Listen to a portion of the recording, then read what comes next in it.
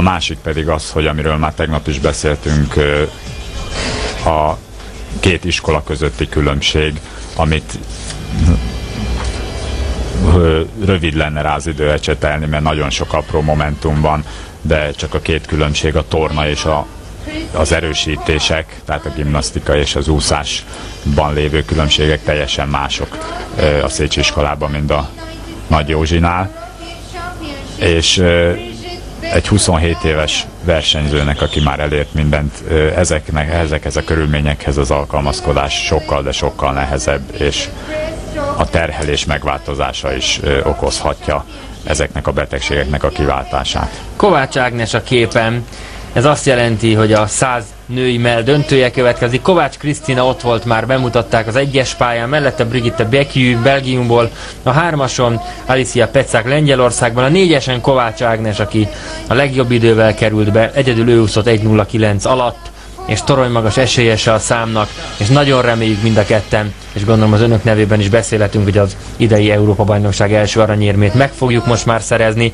Az 5-ösön mellett ez Svetlana Bondarenko Ukrajnából, a 6-oson Maria Östling, a 7-esen Natasha Keizár, a 8-ason pedig Silvia Pulfrich. Ez tehát a leosztás.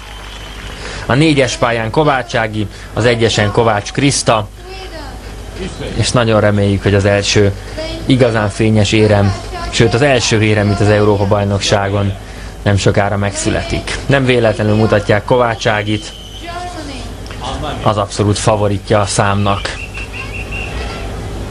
Ami azért meglepetés, hogy Kovács Krisztina idáig eljutott, viszont nagyon örömteli, hogy ott van a döntőben.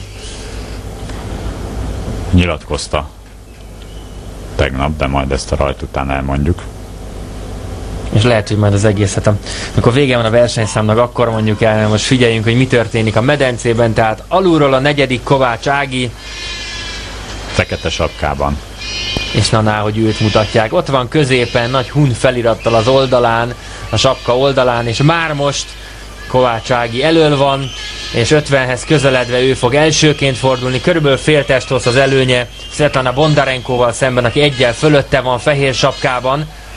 Kovács Ági, te Krisztáról ne feledkezzünk meg, itt van alul, és ő is jól tartja magát ott a 4.-5. hely környékén. Kovács Ági fog elsőként fordulni, 31:97 az ideje, majdnem 1 másodperccel megelőzi Pecakot, és utána jön Bondarenko.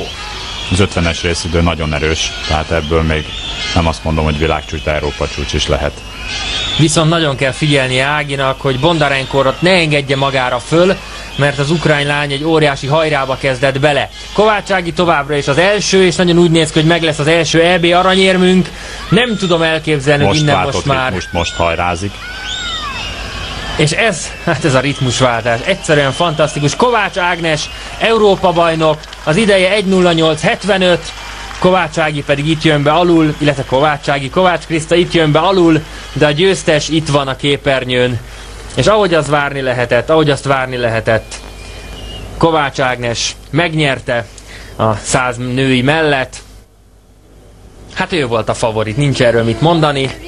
Meglepetés volt, hogy Bondarenko mennyire jól tudta vele tartani a lépést a második 50 második felétől. Az előfutamok során nem lehetett erre számítani. Én legalábbis arra számítottam, hogy jó egy testhosszal fogja megnyerni a 100 méteres mellúszást.